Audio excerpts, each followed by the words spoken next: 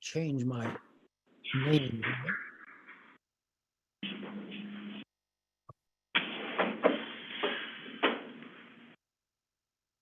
Okay, so I can share on here whatever you need me to share, and our printer's being worked on right now, so I can't figure it out. So we got aging printer. This is not color. I may be, It says this has, I think it's this has aging. Okay. All right, I got the go-ahead from the streaming folks, so welcome everybody. I would like to, first of all, welcome our new member. And Deborah. Deborah, can you kind of introduce yourself and well, yes, sure. So I'm Deborah Old. Oh, can you hear me? Everything seems a little garbled. Okay, so I'm Deborah Old. I am a social worker. Worked with the seniors in Buncombe for about the last 5 years, and recently retired from the Council on Aging, where I was a resource navigator there, working in the field with the seniors, referring them to the different resources out there. I also have within the last 2 years, have a certification in home modification from Leonard Davis School of Gerontology in Southern California. And I'm overall retired now, and I'm happy to be part of this committee and look forward to working with everyone. well, thank you. We're happy to have you. Thank you. So hi, Meg. Good to see you. Hi, Good to everybody. see you too, Dan. So going through the agenda, I do have a revision. I would like Jen, just after we approve the minutes, I'd like Jen to kind of bring us up to date on the in-home aid situation. Any other agenda changes? I take that as a no. All right, what about meeting minutes? Do I have a motion to approve the meeting minutes? Motion to approve. Second? Second. Meeting minutes approved. Okay, Jan, you're on. Jan, yeah. Jen. Oh, God, it's been a long day, guys. Sorry. Jennifer. No worries. So there's been, as you all have seen, a couple different things have come across in the last month regarding Council on Aging, both in regards to the in-home aid program, but also to the email and letter that Susan shared with you all. So Council on Aging did notify me a couple of weeks ago that they were not going to apply for the in-home aid funding for this coming year. And we know that that's a really important program. As I talked about at the last meeting, the county has said, we will not let this program drop. So we have talked internally, and we believe we can move this program in-house, at least for this coming fiscal year, to manage it. We want to encourage providers to continue to consider applying for next fiscal year. So just because we're going to do it for FY24, which is the one that's coming up, it does not then preclude anybody from the opportunity to apply for the funds in the future. However, the county is willing to do it kind of with one caveat, which would be the county would request that whatever allocation from the block grant funding that this committee were to decide, if you all are in agreement with the county taking this program on for next fiscal year, that you would allow for the match of the program to come out of the county funded portion. So that may get a little confusing. Essentially, that means, if you were to allocate $450,000 or $500,000 of block grant, that we then also allocate like $50,000 of the county dollars to be that match. That would be kind of the only caveat, and that's to help cover those staffing costs and the match requirement of running the program. The additional comment would be, if you all are in agreement with that, the county would ask that you make that recommendation formal from today's meeting. So it gives us the opportunity to put RFPs out, so requests for proposals for the actual subcontractors to do the in-home aid work in the field. I'm happy to answer any additional questions. I can talk a little bit about our capacity to manage the program, our experience and skills to manage the program if you all would like, or any additional questions that you may have. Would So you my- all be outsourcing this? So the way that Council on Aging has run it and the way in which we run our internal social, so we run a social services block grant funding currently in-house at the county. We manage an in-home aid contract already, and we do the case management part of it, and then we subcontract out the hands-on portion, so the actual aides. That's very similar to the way Council on Aging has run it, and that's the same way we would run it. We would have a social worker too on our team, manage the case management portion of it. Billy actually will do the arms reporting. So she had familiarity and experience doing that at Council on Aging. She will manage that portion, and then finance will assist with both invoicing and reconciliation from funding that is given. Sorry, can I ask one follow-up question, Rebecca? Would someone be overseeing Billy on the arms tracking? So I supervise Billy over arms. I supervise Billy. So Billy is one of the, I supervise 5 staff. Billy is one of them. Ryan Garcia, who is our social work supervisor too. And then I supervise APS. Ryan would supervise the case manager, the actual worker that goes into the field to complete the assessments and the quarterly reporting and annual reporting. Billy's role would be to simply input the DAS 101s and to also ensure that the hours that we get billed from whatever providers are doing the in-home work is submitted timely into ARMS. And then our finance department would actually reconcile the ARMS data with the invoices that we receive and the payments that we receive back from Land of Scout. Thank you. Mhm. So my question was, would your intention be to use the same providers that the Council on Aging was using? So we would, so our hope is to open the RFP process up to anyone who is interested in applying. So we would encourage current providers. We would like to try to not create tension and stress with the clients that are currently being served as much as we can. Right now, my understanding is Council on Aging is contracting with 4 providers, and we would, of course, reach back out to those providers and ask them to reapply. We would like to see the SSBG contract align at the same rate with the HCCBG contract so that we don't have any kind of variance in payment, and so that we're not competing within ourselves to provide service. My understanding is there continues to be a staffing shortage, as we know, that's across all areas. So it's possible that a provider may not want to continue to work in this field, or it's possible that we may have new providers that are interested. Typically in our RFPs, our request for proposals, we've kind of left it a little bit more open, like, what is going to be your rate? Or this time, I think we'll kind of take a little bit of a different approach. This is what we expect, aides to be paid, and what would be your rate you would need to be able to do that. We did that this past year with our social services block grant contract, and that's probably the route we would move forward with this one as well. Well, my main concern would be continuity for the clients that are already enrolled in the program. But, it sounds like a good alternative because there was no other alternative at this point. Can I ask just what's the impact on your staff going to be? Will this require some additional people to manage this? So that's a really great question. And right now, we don't believe so. My understanding is there are 33 clients receiving service on the Council on Aging's in-home aid contract right now. I interpret policy to state that a social worker can carry up to 60 cases. That can be a caseload for a in-home aid social worker that does case management in this program. While our current staff are managing other programs, there's been a shift, not to get too far down the road, down into the weeds, but there's a shift in one of our other case management programs that we manage that's actually reducing the case management that worker needs to do. And so we're anticipating that worker would start to carry this program. We manage about 10 people on our current in-home aid SSBG contract, and we would put those together so there would be 43-ish clients being served. We manage like 7 other actually case management programs in-house, not to mention adult protective services.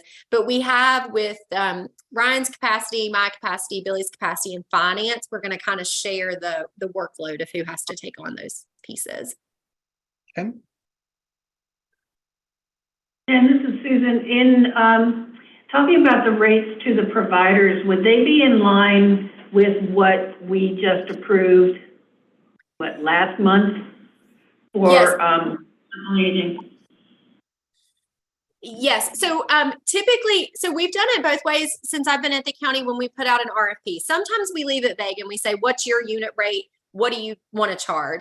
What I think we will do this year is we will release RFPs that will say, you know, we're running the in-home aid program. We're looking for home care agencies to provide the service. Our expectation is, and then our expectations are the following, that aides that are not certified, so not CNAs, are paid $17 an hour. Certified aides are paid $18 an hour. Mileage is reimbursed, and also parking. That's the same requirement that we have for our in-home social services block grant. From there, we don't have a cap at the high end of what the aid agency charges, right? We just say these are our expectations at your end, and so they will come back at a rate. We're hopeful it will stay similar to what they are charging right now, and not continue to go up. But I've spent the last couple of weeks talking to a variety of counties who are managing these same kind of contracts, and we're all in the same boat. We understand that, you know, to increase rates, it does mean reduction in units, but also we need some clients to be served. And so this continues that same conversation we've had for months now. Mecklenburg, which is one of the counties that we typically, you know, we're not exactly like Mecklenburg, but we do look at them a lot to learn from them. And their unit rates are pretty close to what our unit rates are. They're at $30 an hour. We're at 33.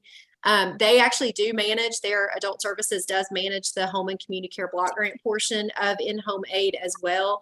So we'll continue to have those conversations to make sure we're in line with some of the other counties and best practices we're seeing across the state. Thank you. So what do you need from us? Do we need to make a motion that we will recommend that the county take the in-home aid in-house? With the caveat that match would be taken from Buncombe County supplemental aging funds. Yes, and I don't think you have to decide the funding piece of it today. It's whenever you're ready to make the funding decisions, you can do that. It's just that's the committee's recommendation that we move this in-house, at least for, you know, fiscal year 24, so that we can move forward and starting to identify providers. Susan, I so move. Second. Very good.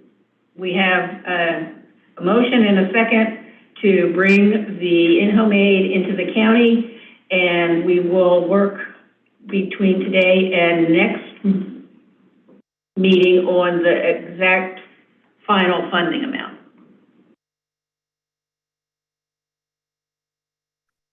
Very good. Any other last comments on the in-home aid program before we look at all of our hard work in evaluating the 21 grant proposals?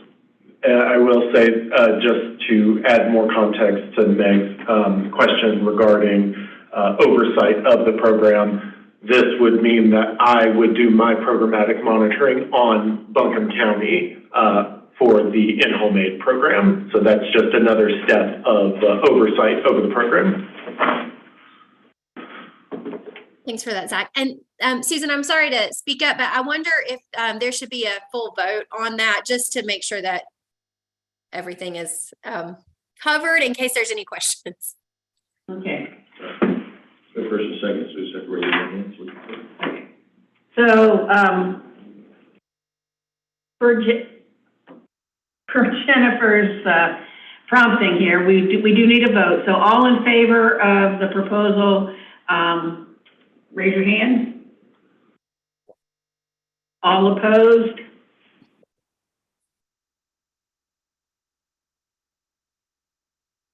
It's approved. So that was 1, 2, 3, 4, 5, 6, 7 yes votes.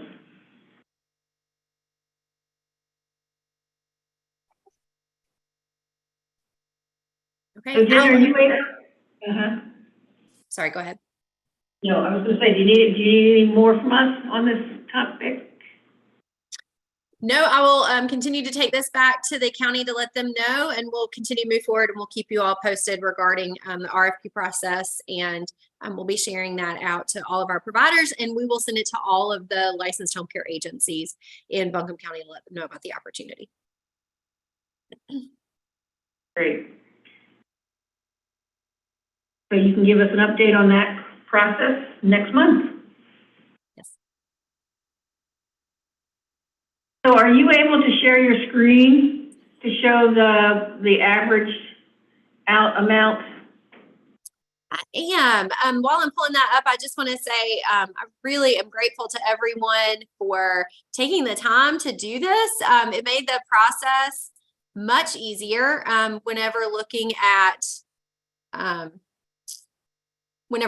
recommendations. I'm sorry, give me just a second. I'm trying to get it pulled up here.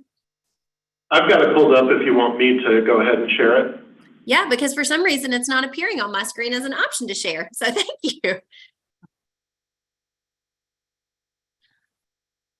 Okay, so thank you all so much for doing this.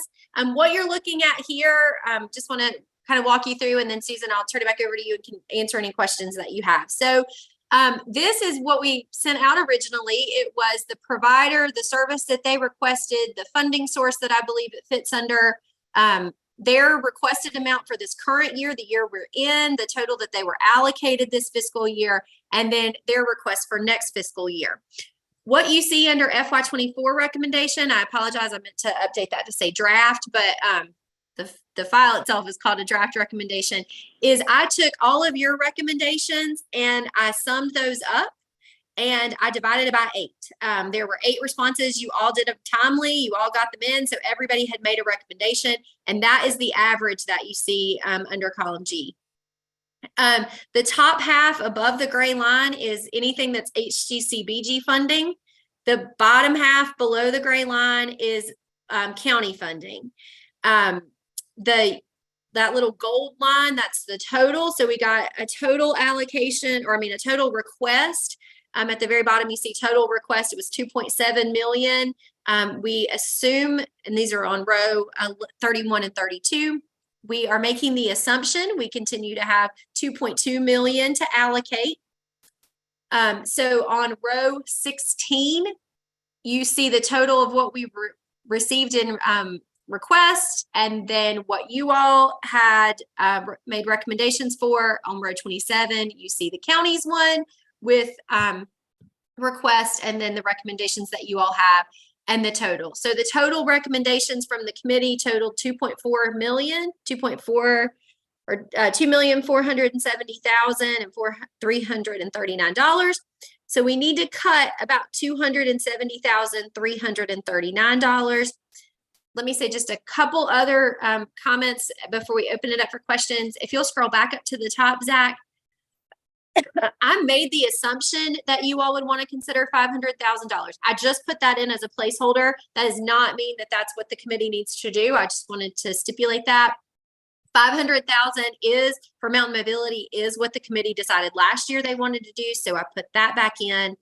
And then the other color coding that you see, so anything that's got that peachy color, that means at least one of you or more said you do not recommend funding.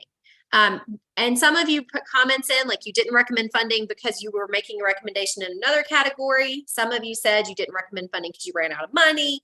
So there's a variety of reasons, but those peach colored ones are noted that one or more of you did not recommend funding for those programs. Happy to answer questions.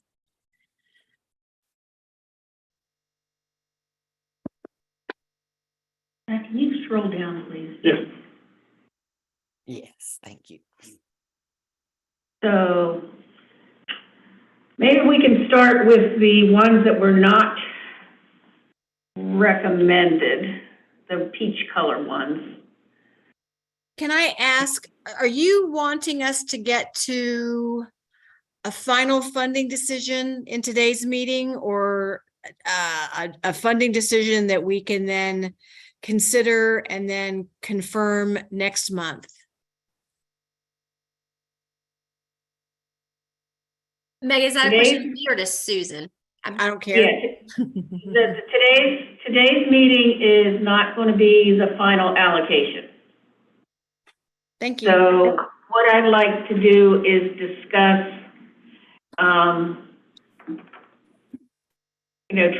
try to parse it out so we can discuss the different pros and cons, and perhaps the people who didn't recommend funding can, bring forth their recommendations. And the only additional comment, if I may, Susan, is just to say, and in case there's any questions that the committee has from any providers that you would potentially want to hear from, like at the meeting in April, today would just request that you let me know that so I can get them scheduled for next month if the committee so chooses.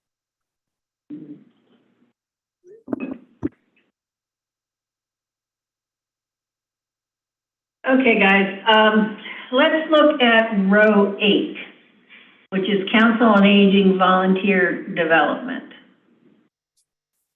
There are 4 people who did not recommend funding. And I will confess I am one of them. And my reasoning was, due to the current situation at Council on Aging, I would just like to see them focus on the 2 main programs of dining and information and options. So that is my position on that one. Can anyone else share their thoughts?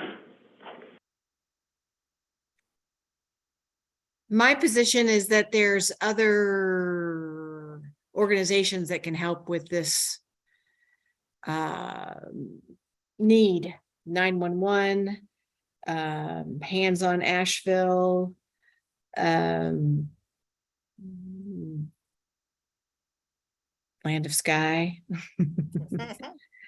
Anyway, I just think it's a little bit of it's not, I shouldn't say a little bit, it is a duplication. And I think you're correct as well, Susan.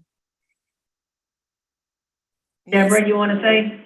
Yes, am I unmuted? I can't tell. Yep. Okay, yes, I also felt it was duplication and not the time to start a new program, being as we don't know what's happening. But also being familiar with the resource coordination, it really looked to me as if it was almost a duplication of those services, or that it could be absorbed right into the programs they already have with no real problem. That just kind of the way I saw that, and with the funding crunches, I just thought, yeah, probably not the time to do that.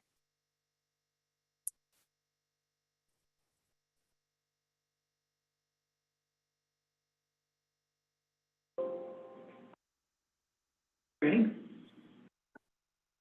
Yes, Do you have an opinion about that program? that one? Well, basically going on, we didn't fund it last year. We discussed and decided not to fund. I'm the least knowledgeable of this group, clearly, about all this stuff, and I will listen more than talk. Based on not having done that before and then having more requests, I'm not as likely to fund something that hasn't been funded unless I see just a pressing need for something like that. Because otherwise we're cutting out people that we funded before and agreed to be funded, and we're giving them less. Right. Because we decided to fund somebody new, and that criteria is pretty high for me to fund someone new when I don't fund. Did folks online hear what Greg said? Yeah. Okay.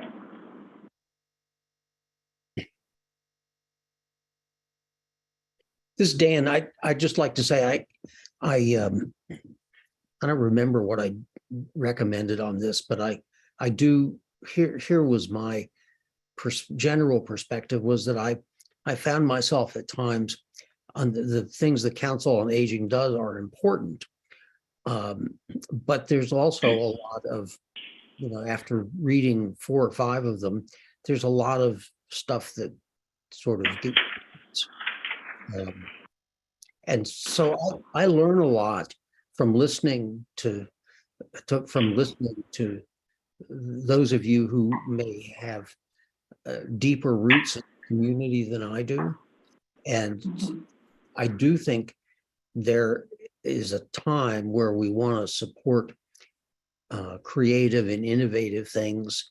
I'm not sure this is, I think I'm comfortable with the fact that this may not be the time and it may not be the program to support at this point. Yeah, hi, it's Suzanne here. I did allocate some money toward them.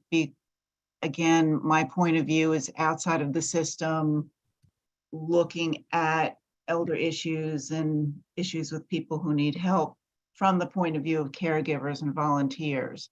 However, I do think the points made about holding off with funding another program at Council of Aging now, given everything that's going on, I think those arguments have merit. I did recommend some funding for them, and I did so out of an understanding from my own personal experience that when organizations put an infrastructure in place for developing volunteers and engaging volunteers in their programs, that they have a much better participation by volunteers. But I made my recommendation before we heard that the big change was going to be made at the Council on Aging. And so I would agree with everything everybody else has said in terms of an organization in flux, and maybe the functions for this program could be carried out by a couple of other programs they have. So I'm okay if we don't fund them.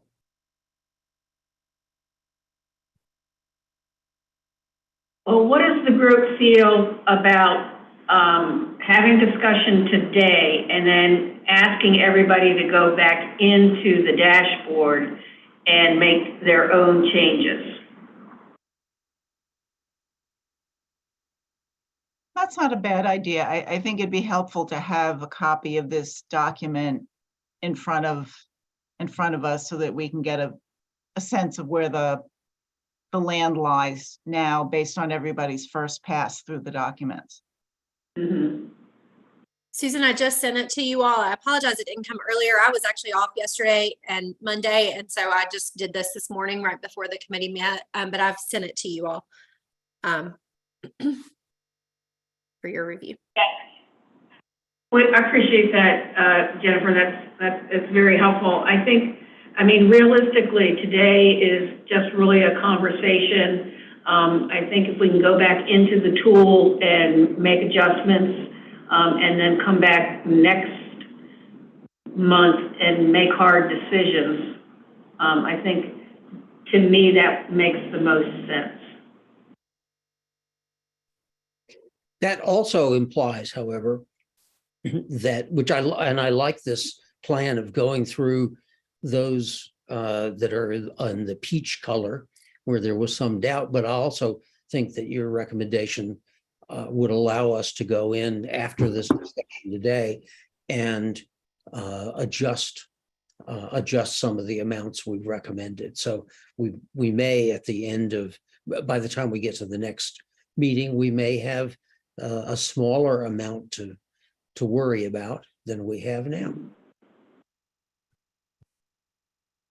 And we're not to the point where we would be seeing if any of our current grantees are going to be returning money. And that doesn't really, well, I guess it matters in that if we decide to give the same applicants more money this year, it's not going to help them next year. Sorry, I'm thinking out loud, but we're not going to be to the point where we would be asking for people to reallocate.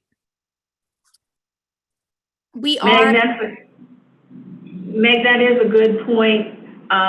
Billy has been reaching out to the different grantees. She sent me an email right before this meeting, and there were like 2 grantees that were going to give up, or knew how much funding they were going to give up, but it was very minimal. Let's see, it was Council on Aging, institutional respite, they were going to reallocate 2,323, and then Mountain Care was going to return 4,000 in respite funds. Okay. So that's another data point that we can share with the group and give everyone a chance to absorb that in their decision making.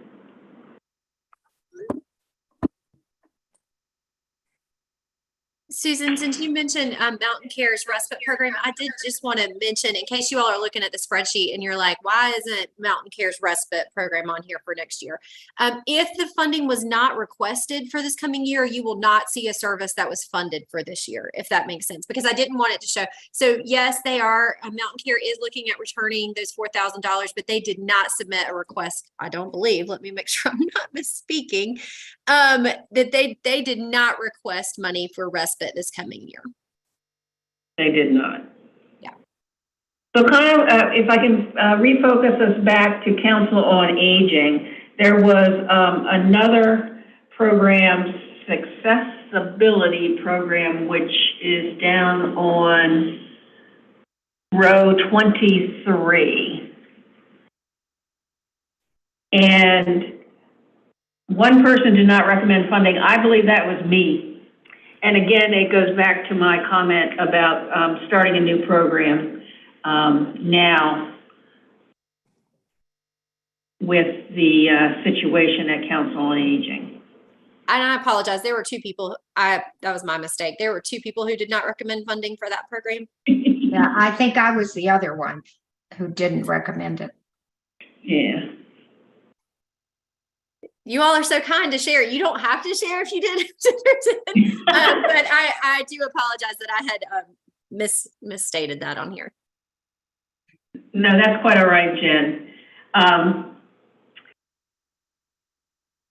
I would like to move from Council on Aging and talk about the YMCA proposal. The YMCA proposal.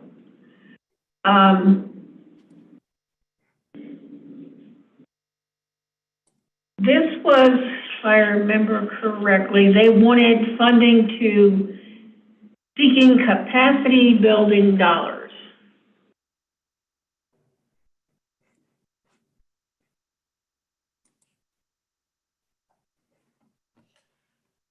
So I wasn't clear if that money was going actually to a community member.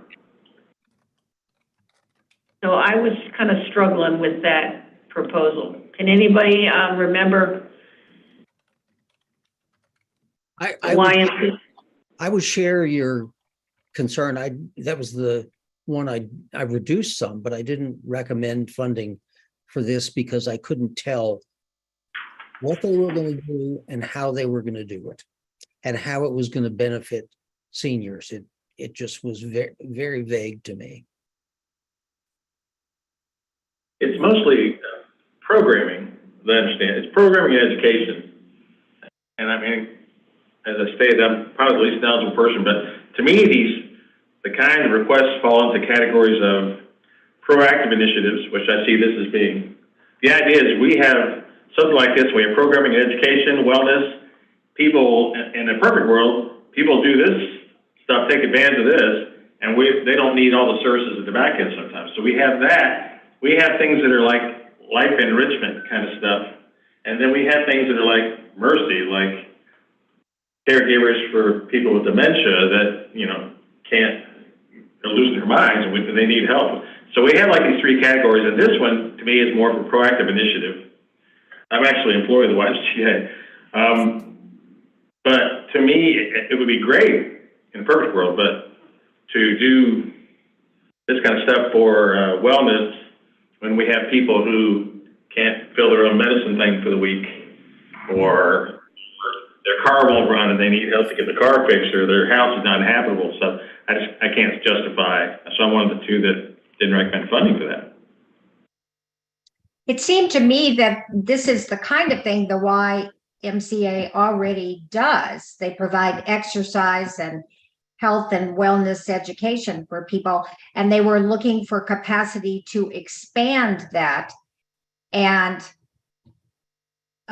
like Zach says, that would be nice in a perfect world, but we have unmet needs for people that have no way to meet them at this point. And I don't think we can, this would be a little extra if we had enough money for everything else.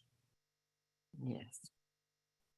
It's tough to balance that proactive and meeting the needs. Bridge Foundation has funded this program, not the capacity building aspect of it, but we've funded it a couple of years, and they certainly demonstrated need and they did good work with it.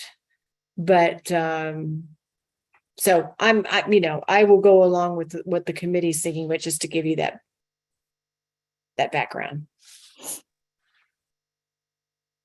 Yeah, last year, I took a more aggressive approach and tried to prioritize more important needs versus less important needs. You need to eat before you need to go to the gym.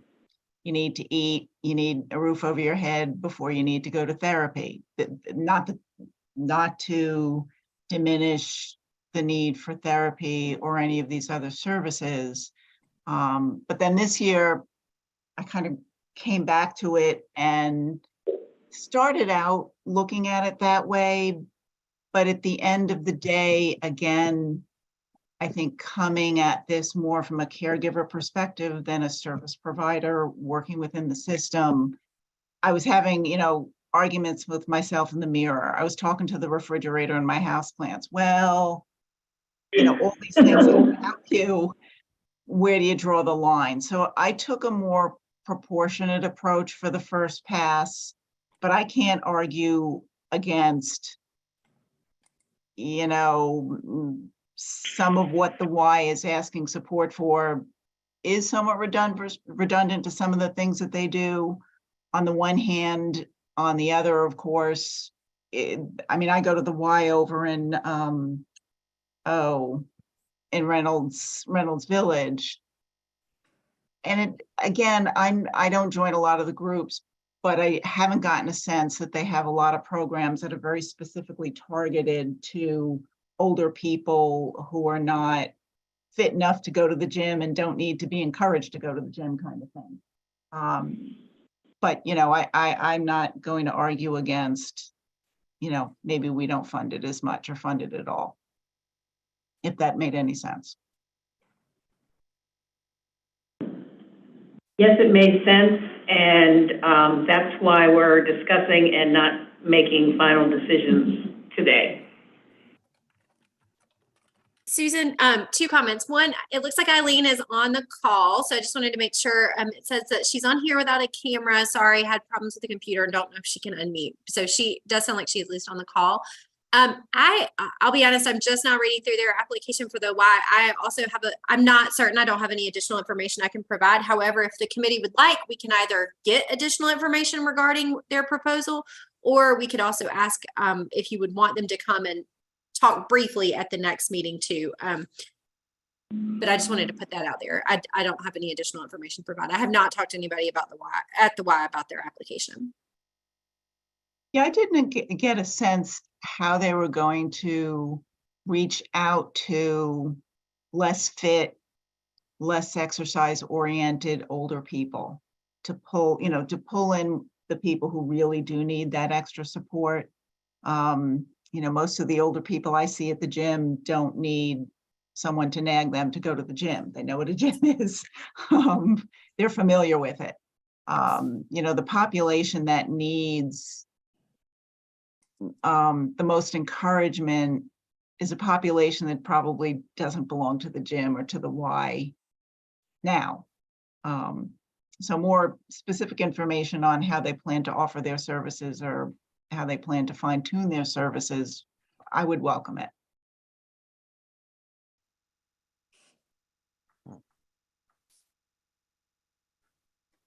Yeah. So Jen, I would also add another question to get a response from them is,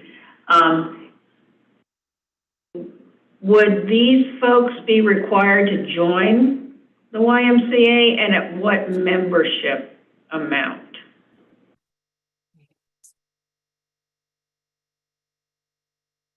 Can I add just one other element that I appreciate Suzanne talking to her plants and, just that whole reflective process in this. And one of the things that I did with this was look and think about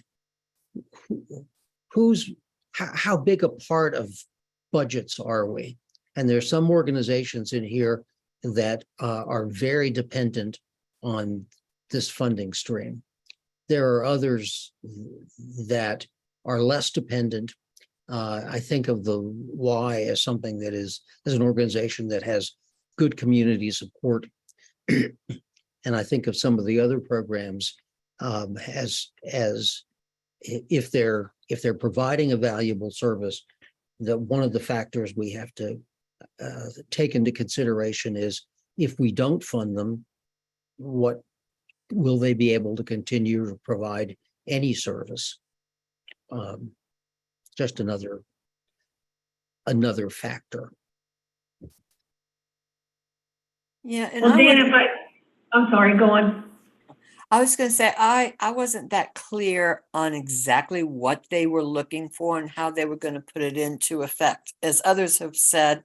And I also wondered if the group they were reaching out to might not have encountered some transportation issues to get to their program, which we're having problems with that right now, period. I also just thought, this is something that the Active Aging Center could incorporate at a future date and might be very successful. Just my little thoughts on it. And I didn't fund it.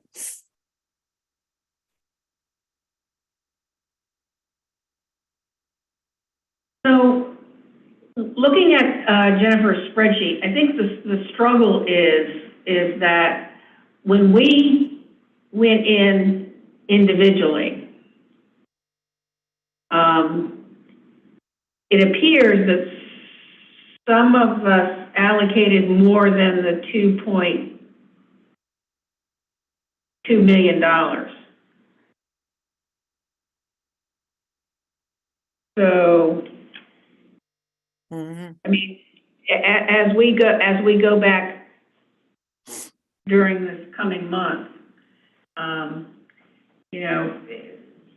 look at the spreadsheet. If you have Excel, use this spreadsheet to try to come to a number that is within the $2.2 million.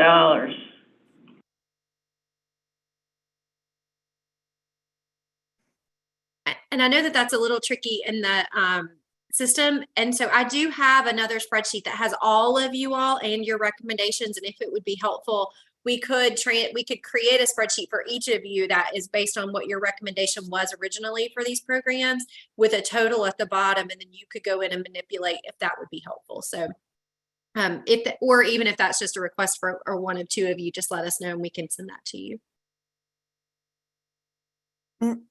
I'm a little confused on the in-home aid. You have 500,000 in the block grant. Is that all? Is that what we're looking at? Is 500 directly out of the block grant, none out of the county? Of what you were saying at the beginning, the match, so it will all come out of the HCCBG side. So no, that's a great point. Thank you, Deborah. So we probably, depending on what you all want to land on, we would need to take a portion of it from block grant and then a portion of it from the county. Right now, you have plenty of county funds left. You have $180,000 of county funds. And the last couple of years, just as a reminder, a significant portion of in-home aid funds has actually come out of the county portion, like about $340,000 has come out of the county portion. But I just wanted to make sure to mention that just in case, because you got for the first time in a long time, I feel like we actually saw a significant number of applicants that were outside of block grant eligibility. This is probably more than we've seen at least in the time I've been here. We usually only see about $200,000 coming through for request for block grant. I mean, for non-block grant for county dollars. And this time you see about, 300 and something. Can I add one theoretical thought? And I do this because I think at least it's helpful to me, that there are three kinds of prevention, primary, secondary, and tertiary. And we're talking like the WISE program is a form of primary prevention, intervening before problems occur. Secondary prevention is to screen, to identify disease at early points, and tertiary is managing post-diagnosis to slow or stop disease. And I give that theoretical framework because I think that's part of what we're discussing is we're funding, primarily secondary and tertiary programs. And when a primary program comes along, we have to ask ourselves, with all the need we have in the other two areas, can we afford or should we be doing this? I would argue that the Blue Ridge Pride program is a form of primary prevention, maybe secondary. But we've funded that because it's innovative and it fits with the goals, the diversity, I think the diversity goals of the county. So anyway, I just inject those three types of prevention maybe that'll be useful to us in discussing these.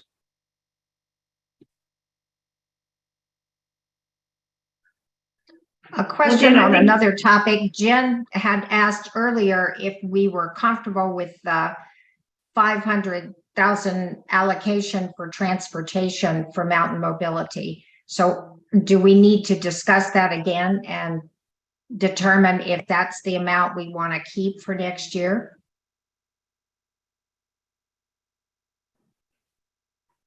That is a valid discussion point. So if it's okay, I'd like to just say, for my understanding, I was thinking that the committee had already made that recommendation of 500,000 because I've shared that with Mountain Mobility. That was the decision made last year and why they didn't have to apply. If that's incorrect, that's my fault and I apologize for that, and would say that maybe the next year we ask them to apply if that's what the committee should so choose. I'm perfectly comfortable with it. It was just a question I had if we needed to take a vote on it again. Yeah, I thought we had approved it, but my memory could be off. And mine could too. We need Billy and her ultra detailed notes. But for discussion and for our decision making this coming month, let's leave mountain mobility at 500. What I would like to share with the folks about in-home aid, what I did when I was doing these allocations, I actually left that block open. And once I had made my decisions on what I felt would be funding levels for the other grantees, then I looked at what was left over, and that's what I put in mountain mobility. In-home aid. And so what I ended up with in-home aid was about $467,000. I know that it's kind of difficult understanding that methodology, just talking about it, but that's how I approached it.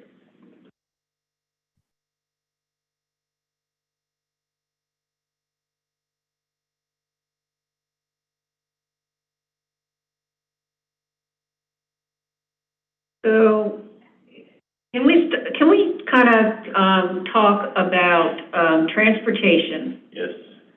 Because that kind of threw me for a loop, and I understand why it was done.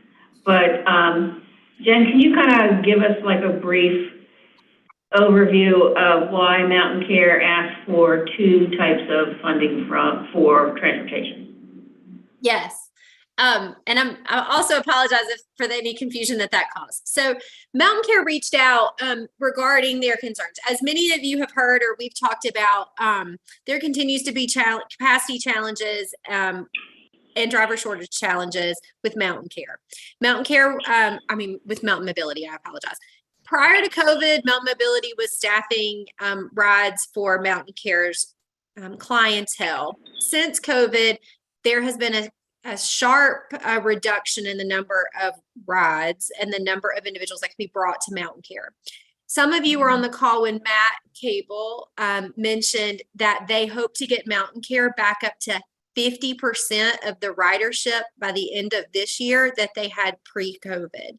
So Mountain Care is looking at ways in which they can expand transportation options to be able to bring more people into the program. Unfortunately, due to the current, and I'm going to use this word, antiquated arms system that the state has, it does not allow for two different unit rates for one service. So what would happen is Mountain Care would have to create an average. As Elizabeth, I think, or her staff stated in their applications, approximately $20 is the cost of a ride if they contract under Mountain Mobility. It could be upwards of $100+ if they contract with an outside provider. They would love to be able to contract with Mountain Mobility. It's a cheaper rate. They would be able to get more clients to the service. However, they can't guarantee that that's going to be the case. And so had they done one application, they would have probably come in at a unit rate somewhere around potentially $75, somewhere between $50 and $70 per ride. And then if they're contracting with Mountain Mobility for that, they're essentially putting in their own budget, in Mountain Care's budget, $30 to $50 because they've billed for a ride that they're only paying half that cost to. And then the flip side of that is if they couldn't contract with Mountain Mobility for that ride and they had to do it with, a different provider that's charging them $100 a ride, they're losing somewhere between $25 to $50 per ride. My recommendation, and I apologize if this is not how the committee would have wanted to see these, for them to submit two applications, and one could be funded under block grant should the committee decide, and one could be funded under a county contract should the committee so decide. I appreciate that explanation, but I didn't read in the grant, and I still don't understand why, when you look at their usage of funds this year, they're at 32%. So it's all my understanding is it is Mountain Mobility's inability to serve their clients. And and just to be clear, Meg, are you referencing their transportation grant funding or their overall? No, transportation grant. And I don't know. Did they ever say the percentage of people that participate in Mountain Care? I know they talked rides, but how many of them are needing transportation? How many of them are they turning away because they don't have transportation?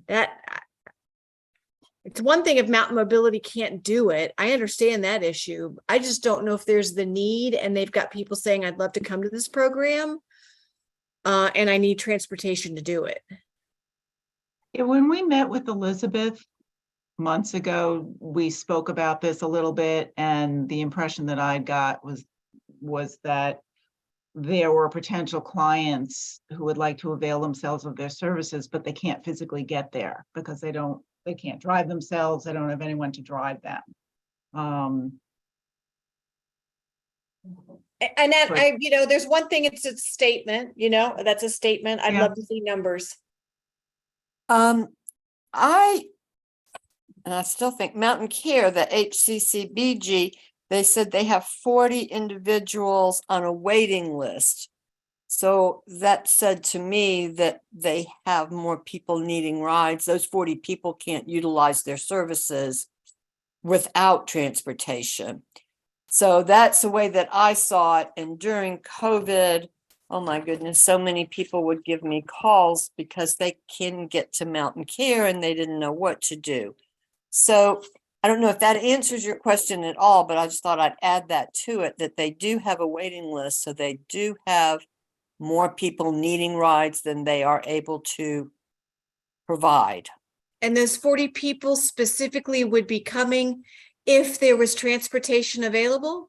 That was stated? Well, no, I'm gonna say, I don't know if it was stated, I'm gonna look at it, I did print it. Reliable, it just says that we are currently have 40 individuals on our transportation waiting list requesting 160 plus trips per week. So I guess I'm making the assumption that they do want to attend and they're on a waiting list because they don't have transportation. So it's not as specific as you ask. If I may, I have a little bit of additional context to share that may answer some of these questions, and we can also get additional information from Meg or from Elizabeth should be needed. Some of you may recall that there was an email exchange that Leanne shared with some of us about that Elizabeth and Matt Cable have had back and forth in regards to transportation routes. I have an email from Matt dated sometime in December of this past, or sorry, it was November, that at the peak staffing level in fiscal year 2020 pre-COVID, Mountain Care was receiving between 500 and 600 trips per month from Mountain Mobility. While we're currently, there's some additional information, while we currently provide an average of over 8,000 revenue trips, they have only been able to provide roughly 10 to 20% of their previous demand, which is 100 to 200 trips per month. So that's an average of 400 to 500 trips per month that Mountain Care is not able to receive through their contract with Mountain Mobility.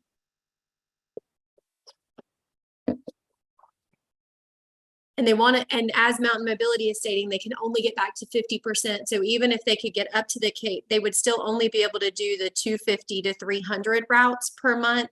And again, Mountain Care was receiving 500 to 600 pre-COVID.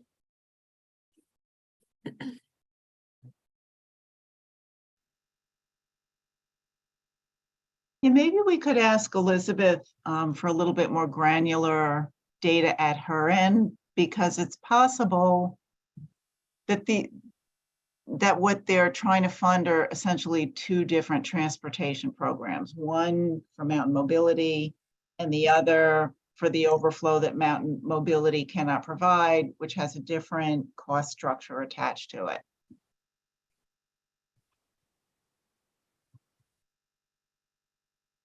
So what I would ask folks to do is, after this meeting and over the next few days, send to Billy your questions for the different providers. And we'll try to consolidate those and get them out and get some answers before the next meeting. To Meg's point with the data, and as just a general comment, I think the grantees need more education on providing data and specific data related to their program and to our county. And that also goes back to the results-based accountability. So that's just a little sidebar. I think that some of the very candidly, because I still have last year's requests, and some of the applications were very cut and paste from prior year. And I was disappointed with that.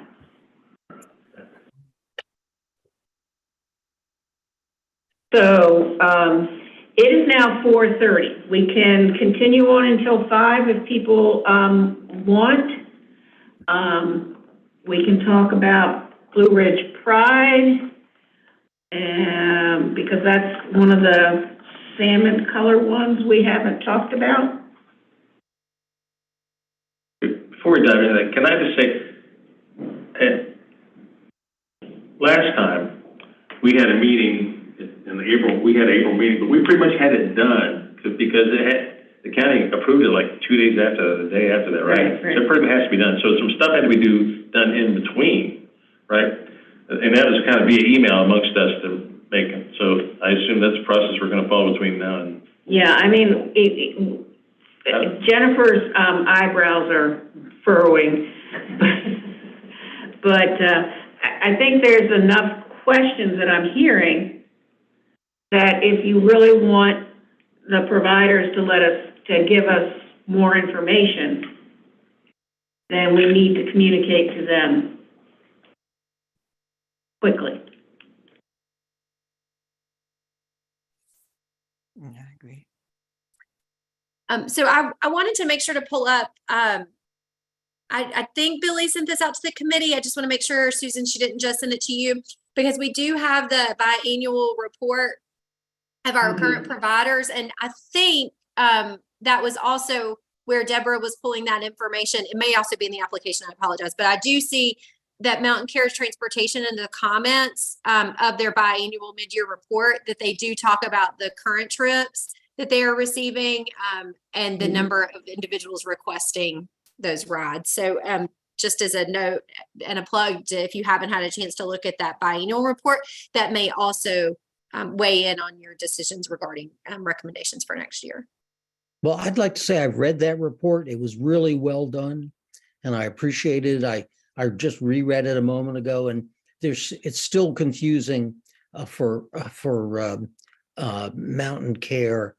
It's still a little bit confusing. So, I think if we can ask them to clarify and just answer some basic questions, and the basic question being, if you had, what the impact on transportation, because what they said in this report, excuse me for jumping, but was that they have seen some increase in a very positive increase in people returning.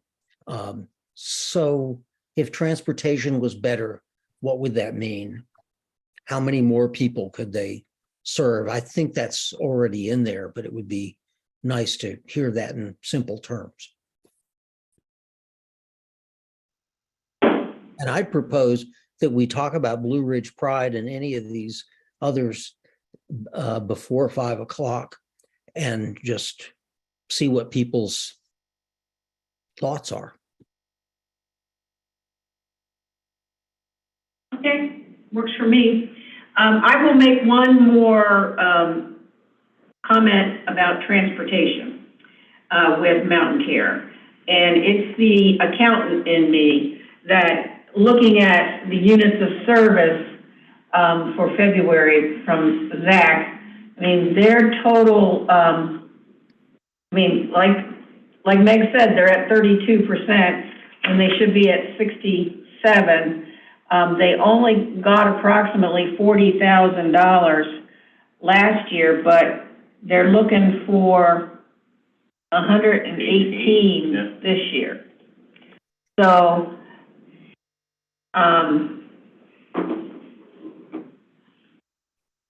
what I struggle with is I know there's a need, and I know they have people who want service, but my concern is maybe some other program could use the money this year rather than giving them, I don't know, everything they want and then have to end up reallocating at the end of the year. So that's just the accountant in me. So I just wanted to make that comment. Well, can I respond to this? Because I appreciate the accountant in you. The social worker in me said that this is that adult daycare is a pillar of service to the community for a certain population of adults, and that what we should do is, before we cut them, is ask ourselves, what can we do to remedy their problem? We don't fully understand the transportation problem. Let's get more information on that. But I'm very hesitant to cut funding for a program that's that important to the community. And Dan, I appreciate that, and I find our group with all our different backgrounds is magnificent. We are very strong with all of the people and their backgrounds. So I just find it amazing. I think this is a great group of people. I say that more often. I don't know that we're talking about cutting as much as they're asking for triple what they had last year. I don't quite get that. Well, I do want to speak to that if that's possible. I do recognize that is a significant increase. I just want to go back again to the unit rate cost, that they are quoted under Mountain Mobility a unit rate of $20, and under a different entity a unit rate of somewhere between $120, like between $100 and $120.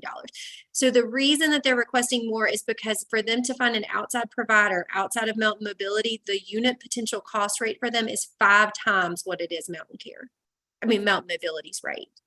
So I completely understand both conversations. I just wanted to add that context around there asking for such additional money, because the cost to do that program is such substantial to go outside of Mountain Mobility to utilize a different provider.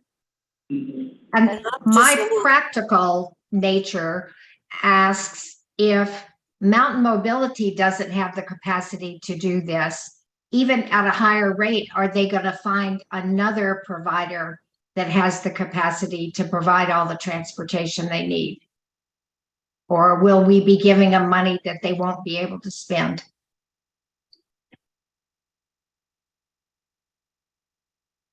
I'm making a list of questions that you all have. And so I feel like one of those is, do you have another provider already lined up? And I'll list that as well. Thanks, Jennifer. Thank you. Any final comments about transportation for Mountain Care before we go on to Blue Ridge Pride? I'm just I have one thought that I'm thinking. If they don't get money for transportation to get their people there, will we be giving them money through day health and daycare that they can't utilize because the people aren't there? Does that affect that end of it? Is just something I'm putting in the whole circle here and see where that lands. Because I could definitely think that might be a problem. But I do think $100 is quite a piece of money to have to spend to get someone there. That's a one-way trip. That means a $200 a day just to get you to and from. That's incredible. Yeah, I agree with that. So maybe they could look at other sources. Maybe they've looked at everything. I don't know. Jen can get that for us.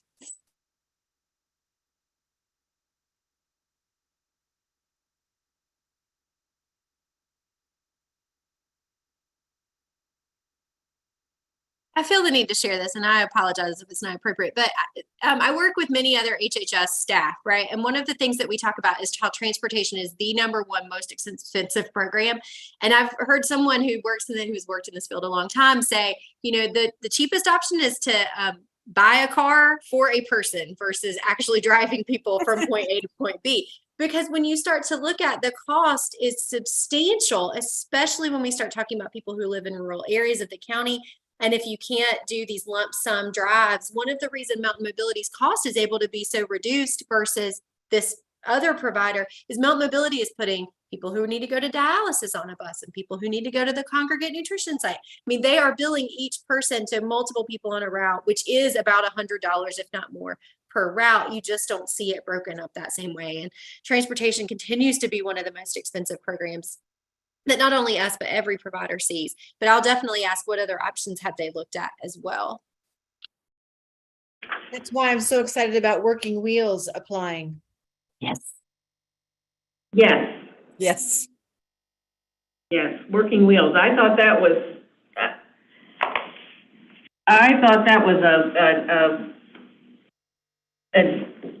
a nice program. But Yes. before we get off to them, we we'll come back to them, but let's do Blue Ridge Pride because it had one recommendation for no funding at all. This is Eileen. Can you hear me now? Yes. You did hear? Oh, wow. Okay. I figured out how to talk. Okay. That's all for now.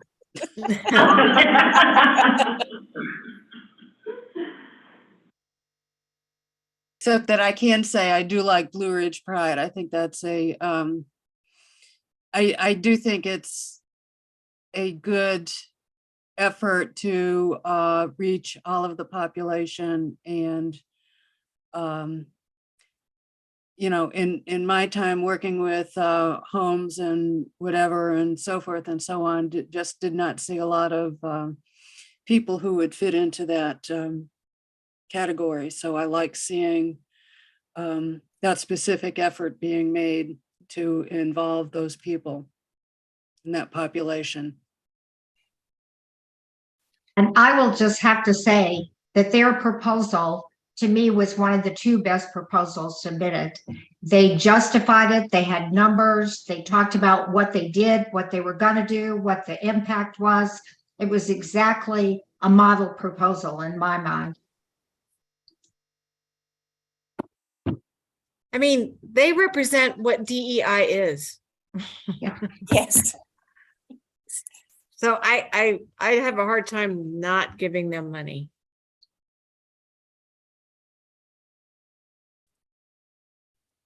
I agree with all the statements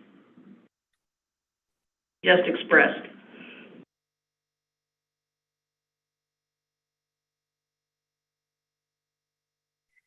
I'm just going to say goodbye. Good to see y'all. I hope to make April's meeting. Oh, good, Meg. We appreciate that. Your input is invaluable. Thank you. Good to see you. Everybody's is. It's a great committee. So thank you all. Bye-bye. Bye.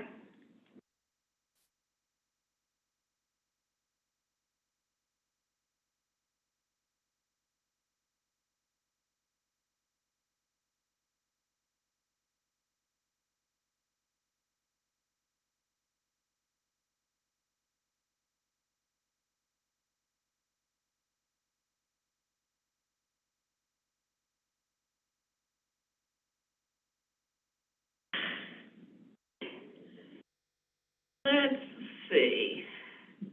Well, I think we've dealt with all the salmon color ones. I'm trying to think.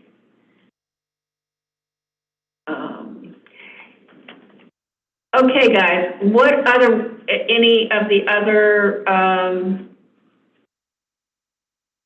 grants that you want to discuss that you found difficult or confusing or want more information on? Is Adult Day one that was being funded but then stopped in the middle of the year? Day stay. Oh, that's different than that. Yes, Oh, okay. day stay. Right, we were funding them and then they stopped, right? Right. Yes, they had to close down their adult day care facility. Day stay is still running as a kind of an adult day program, but not daycare. So they're not a certified adult day care facility. It says, wasn't requested in FY23, but weren't we funding them last year and they stopped in the middle of the year, or no? Or was it before that? It was last fiscal year, not this current. Yes, last fiscal year. We're in 23. It was 22, okay, that's why, okay. Yeah. That's confusing me. Yeah. Easy to be these fiscal years. Right.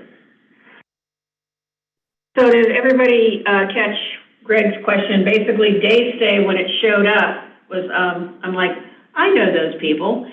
And what's happened is they no longer are licensed as a adult day care provider. Is that correct? Yes, that's right. They had to kind of dissolve and are just an adult day program where people can bring their older adults to gather, I guess, as a rather than them being cared for and having the adult day care, adult day health aspect to things. Are they the ones that said they're trying to get licensed and they expect they'll be licensed soon? That scared me a little bit because I don't know how high that bar is for them. I don't, is it likely to happen or not likely? It concerned me a little bit, scared me a little bit about funding something that's not currently licensed for what they want. And that may be why they requested Buncombe County Aging Funds, because if they are working towards getting a licensure, Buncombe County Aging Funds are a lot more flexible than Home and Community Care Block Grant, where you would have to have a licensure before you can receive funding. Okay, that's good. Thanks. So what, Dan, is that sorry. you? This Go is on. Eileen. I was just going to ask, what specifically is the problem with them getting licensing? Do we know? I don't think we anticipate any issues with them becoming licensed again. They were able to be licensed previously. Actually, one of our staff is they work closely with for monitoring. It's just a process. To Zach's point, they can receive the supplemental county funds. There's no issues with that. They are not eligible for the block grant funding until they are licensed. So if the committee were to make a recommendation this year, their funding would just come out of the county portion. And then if they become licensed next year, and then if you all decide to fund them in the future, it would probably come out of the block grant funding. So is it more like they missed a deadline or something as opposed to they were found deficient in some way? No, so Or- they weren't found deficient. They chose to no longer become licensed. COVID was very damaging to their program and to their organization. And also there was a transition. As you may recall, Rachel Miller had previously been the director at Daystay, and she left to take a position at Council on Aging. Through a variety of reasons. I think it was just in Daystay's best interest at that point to kind of take a hiatus, and now they're interested Okay. That makes sense.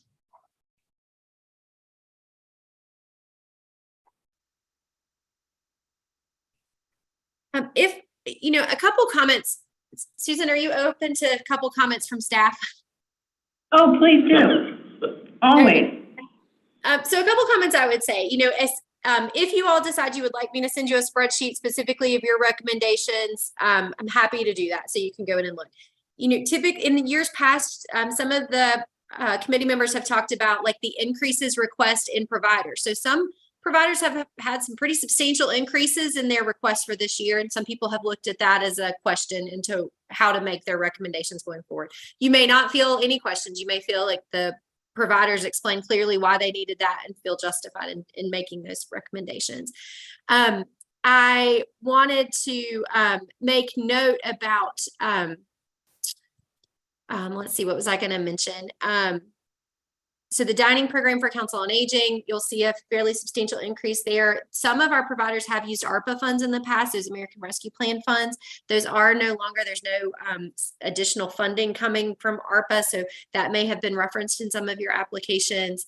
The Mountain Housing Opportunities application, they have requested a substantial increase because, as you may recall as well, that went from being a capped of $1,500 to a cap of $7,000. That's huge. But that means potentially you can do more programs for more client or larger programs, but potentially fewer clients. The community health workers application, I do want to call note to that. I have asked Billy to be in conversation with Bria. This past year's application did talk about expansion of that program into another building. I don't think that they've been able to take that program fully into another building, but they are doing some work with another building. But that funding source or that amount of allocation used to be lesser whenever it was only in one building. And I believe this current application is still talking about only staying in one building.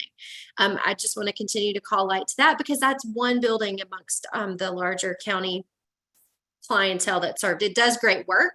But I just want to mention that it used to be a lower value increase this past year due to the potential for expansion.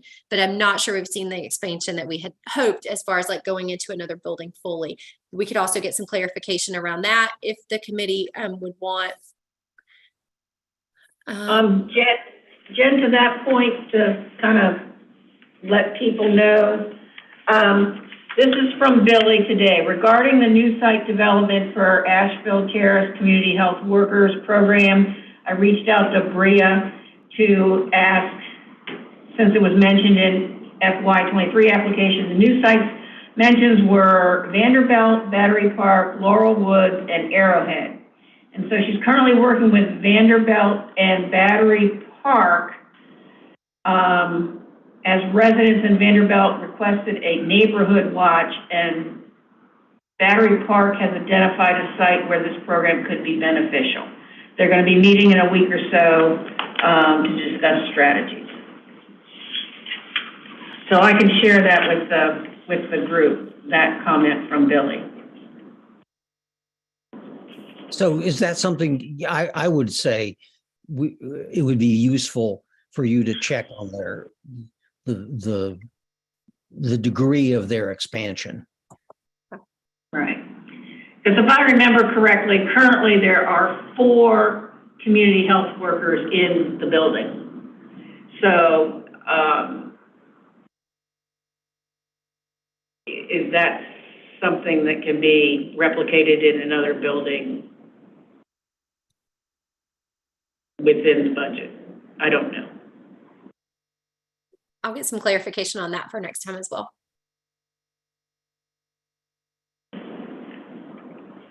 So I am looking at the clock and it's 4:51, and before we sign off, I do want to make sure we're all clear on what our next steps are.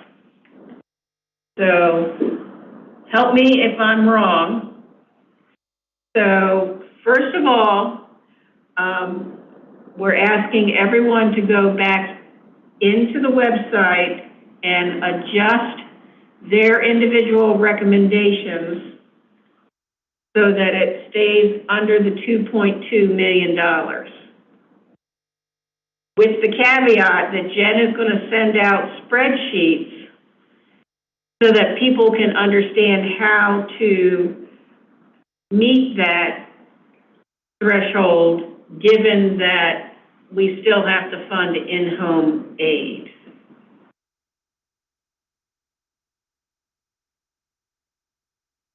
That makes sense to folks?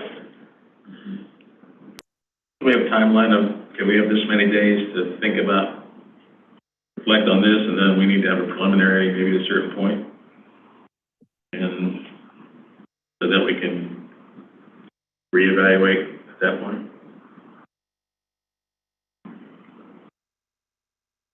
I just don't know, like, okay, within a week we want to do it, or I don't know, but. Well, I think, Jen, do you think you can get the spreadsheets out to the committee within a week? Yes, so we can have a goal of trying to get the spreadsheets out to you all by Friday, and we can actually have a goal of trying to get all of the answers to your questions by next Friday, so by the 31st. Billy is at a conference next week, so she will not be as easily available as she has been the past couple of weeks. But potentially with you all submitting your recommendations back to me by like April 19th. And so that way, if there's still some pretty significant gaps, we could have conversation via email so that we're ready for the following week's meeting. So Jen, when you say back to you by April 19th, you mean in the website? Is that correct? Yes, either in the website. If that is an easier process for the way you all did it, is completely fine. I will also send you a spreadsheet. If it's easier for you to make those modifications in the spreadsheet, you can do that. So whatever works best for you. And I have a question about the in-home aid funding. Could you clarify? I think I'm misinterpreting, but from what you were saying earlier, are we looking to do equal buckets of funding from the block grant versus the county surplus for the in-home aid service? So that if we give X dollars from the block grant, we have to give X dollars from the county surplus? Is that correct? No, we only need to give 10% from the county portion. Okay. So, yeah. Okay. I'd like to add that I need to leave, but I really enjoy and learn from this process and from the good people on the committee and the good staff. So thank you all and see you in April. You take care, Dan. Thanks. You all. So Jen, I'm a little confused. Are we going to get a copy of what we're looking at right now? It should already be in your inbox. I sent it Oh. about an hour ago. Yep. So you should Okay. have that. And then I'll also, by the end of the week, we will send you a spreadsheet that's yours, Deborah, yours, Rebecca, like whoever's with your specific recommendations. You can make your changes either in the spreadsheet or in the computer system, whichever is easiest for you. Just make sure that it's all done either back to me or in the system by April 19th. Okay, so okay. Perfect.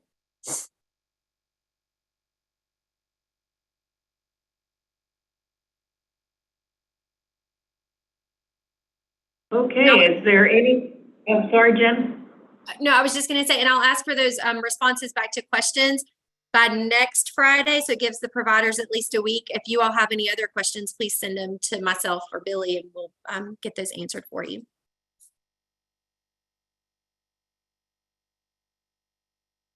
So next week is the 31st. Questions by the 31st.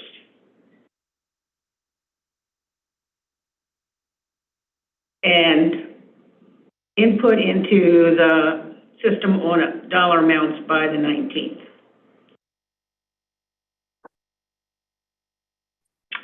And I'm sorry, Susan, clarify, are you saying questions? So just for clarity, committee members, if you have any additional questions, when do you want them to send those to me by? Oh, I would love to have them by Monday, this coming Monday, the 27th.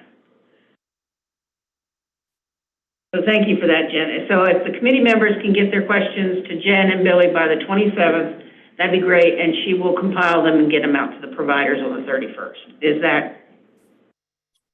that work? Yeah, I'll give the providers a week to respond to any questions that we get. So we'll make sure to get that and those information back to you.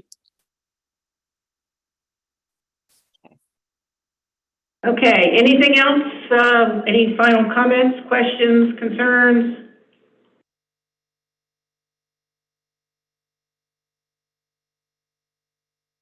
Well, I guess that's a no. This is very, it's demanding, it's work, it's tedious, it's grueling, and I really can't thank you all enough for volunteering, and you are an excellent committee. Y'all have a good night. Thank you, you too. Thank you. Bye now. Bye. Bye.